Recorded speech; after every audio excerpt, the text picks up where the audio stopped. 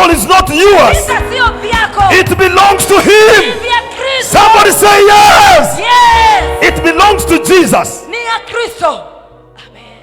Amen. Hallelujah. Amen. Greet your neighbor. Look at your neighbor. Tell your neighbor, you look like a victorious woman of God, a man of God. Don't look like that. Ambia jirani, unaonekana kama mtu ambaye umeshinda. Because the victory that we are talking about, Kwa sababu ushindi ambao tunaongelelea it sasa is not from outside. sio ushindi kutoka nje. That's why the Bible says our warfare is not against the flesh, Ndiposa Biblia inasema vita vyetu sio vya mwili, but against the principalities, lakini ni vita vya kinyume against powers. vita kinyume na nguvu. That is what we are talking about. Hiyo ndio tunanena May the kuhusu. Lord renew you tonight. Wacha Mungu akakufanye upya. I speak to somebody here tonight. Ninanena na mtu hapa. May the Lord renew you tonight. Wacha mtu akakufanye Oh, upya. how many people believe that God is going to renew them tonight? Wangapi wanaamini Mungu anawafanya May the upya? Lord renew you tonight. Wacha Mungu akakufanya upya In usiku wa leo. Jesus' name. Katika jina la Yesu. Therefore, when we talk about restoration,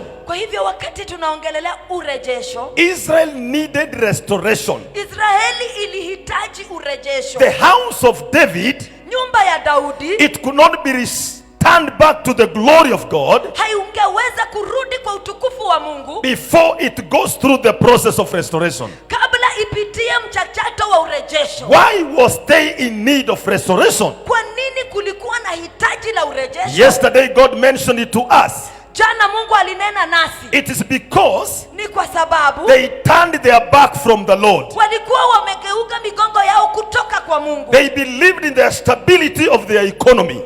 Waliamini kwa ile ukuu wa vitu ambavyo walikuwa navyo. They trusted their wealth. Waliweza kuamini mali yao. Oh, I declare to somebody here today, Natangazia mtu hapa as leo. others will be trusting their chariots, Wakati wengine watakuwa wanaweka imani yao kwa chama. we shall not trust in our chariots. Hatutaweza kuweka imani yetu Come on, hapo. somebody tell your neighbor, I will not trust in the chariots. Ambia jirani, sitaweza kuweka imani yangu. I will trust in the Lord. Nitaweka imani yangu kwa Hallelujah! Amen. That is where my trust will be. Hapo ndipo imani yangu itakuwa. They lost the presence of God. Waliweza kupoteza uwepo wa Mungu. Number one, Ya kwanza, they turned out to worship other gods. waliweza kupenduka na kuabudu miungu mingine. They needed restoration of that. Waliweza kuhitaji urejesho wa hiyo. They were to go back to God. Lazima wangeweza kurudia Mungu. They were to turn back to God. Lazima wangeweza kurudia Mungu. Turning back to God,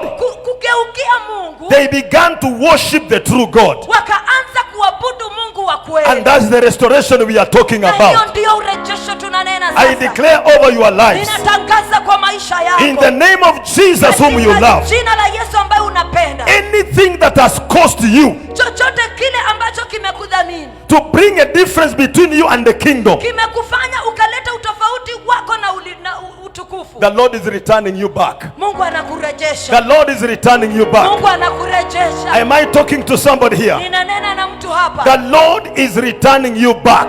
Mungu anakurejesha. Because the Bible says Kwa sababu Biblia inasema he declared himself, alitangaza yeye mwenyewe, I will restore. mimi nitarejesha. It is his work Hiyo ni kazi yake. to restore you back. Kurejesha wewe It is your work ni kazi yako wewe. to believe in him. Oh, Kumwamini when yeye. you believe in him, Wakati unamwamini, he will do his work. atafanya kazi. He will restore you. Atakurejesha. He will restore your business. Atarejesha biashara. He will restore the work of your hands. Atarejesha kazi. He will yako. restore your children. Atarejesha watoto. He will restore your generation. Atarejesha kizazi. He will restore your ministry. Atarejesha huduma wako. When it comes to the spiritual matters, Wakati nakuja kwa maneno ya kiungu, you don't need experience. hauhitaji kukuwa na uzoefu. Somebody's not getting that. Hauhitaji Tell your neighbor you don't ujuzi. need experience here. Hauhitaji ujuzi hapa. What is needed here Kile kinahitajika hapa is to be in the presence, ni kukuwa tu uweponi. is to obey God, Ni kuweza tu kutii and Mungu. God will take it over. Na Mungu ataweza kuchukua. I declare to somebody here, Natangazia mtu hapa. everything that you call chronic diseases, Kila kitu ambacho unaita magonjwa ambayo haiponi, it is not chronic to God. hiyo sio haiponi kwa Am Mungu. I talking to somebody here? Ninanena na mtu hapa. When it comes to God, Wakati nakuja kuja kwa Mungu. There is nothing like chronic diseases. Kuna kitu kama ugonjwa. In the presence of God, katika uwepo wa Bwana, cancer is healed. saratani inapona. In the presence of God, katika uwepo wa Bwana, ulcers are healed. vidonda vinapona. In the presence of God, katika uwepo wa Bwana, pressure is healed. presha inapona. In the presence of God, katika uwepo wa every Bwana, sicknesses, kila magonjwa yote they are healed. inapona. May somebody receive your restoration. Kuna mtu anapokea Receive restoration of your health. urejesho wa afya. I pray receive your restoration now. Pokea urejesho wa afya. Sickness is not your portion. Ugonjwa sio sehemu yako. Sickness is not your portion. Ugonjwa sio sehemu yako. If you believe, you can shout hallelujah to Kama Jesus. unaamini, hallelujah. Hallelujah. Somebody lift up your two hands and say thank you, Lord.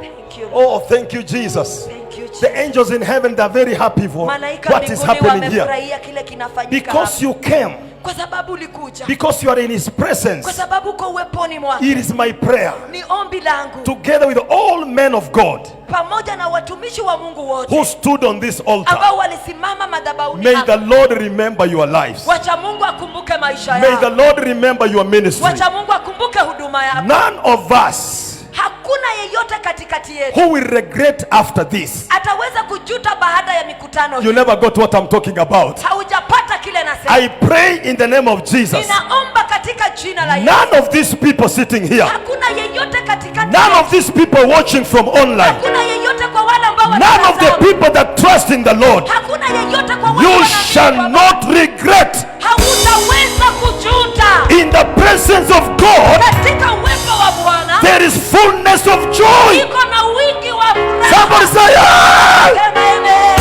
Pigia Yesu makofi na vigelegele. Hallelujah. It is in the presence of God. Amen. Angalia jirani yako, mwambie hata kama ulikuja ukiwa mgonjwa, in the presence of God wewe si mgonjwa. Amen. Kuna mtu hajaelewa. Kama ungesema imani kubwa, Yesu angekuponya leo hii. Amen. I pray that all sicknesses zile umetishwa nazo, Ninaomba. ya kwamba hii ni hatari sana. Hakuna ugonjwa hatari kuliko Mungu wetu tunayemtumikia. Amen. Hakuna, there is nothing that can threaten God. Hakuna kitu ambacho kinaweza tisha Mungu. Amen. Hallelujah. Praise the living God. Amen. May the Lord restore us. Wacha Mungu aturejeshe. The second thing that needed Israel, caused Israel to need that restoration, Kitu ya pili ambayo ilifanya Waisraeli watake sana hiyo urejesho. it was the sin of injustice. Ilikuwa dhambi ya kukosa haki. I pray today Ninaomba leo we shall walk in justice. tutatembea katika haki. May you receive that grace. Pokea hiyo neema. You will have justice. Utakuwa na haki. And anything that has happened to you, Na chochote kile ambacho kimefanyika kwako, God will give you justice. Mungu atakupa haki. Am I talking to somebody here? Ninanena na mtu hapa. It doesn't matter what you're going through, Haijalishi unapitia nini, but the Lord will give you justice. lakini Mungu atakupa haki. You need that restoration. Unahitaji urejesho huo. Corruption was another thing Ufisadi ilikuwa kitu kingine that made Israel to look for restoration. ambacho ilifanya Waisraeli watafute urejesho. They chased away corruption and they brought back the honest. Waliweza kufukuza ufisadi na wakarudisha ile kukua sawa And they were restored. na wakarejeshwa. Somebody is about to be restored here. Mtu ako karibu kurejeshwa Somebody is hapa. about to be restored here. Mtu ako karibu kurejeshwa hapa. God cannot bring you here in vain. Mungu hawezi kuleta hapa bure. You are here with an appointment of God. Uko hapa ni kwa sababu ya kazi Somebody ya lift Mungu. your hand and say, I am here for the appointment of God.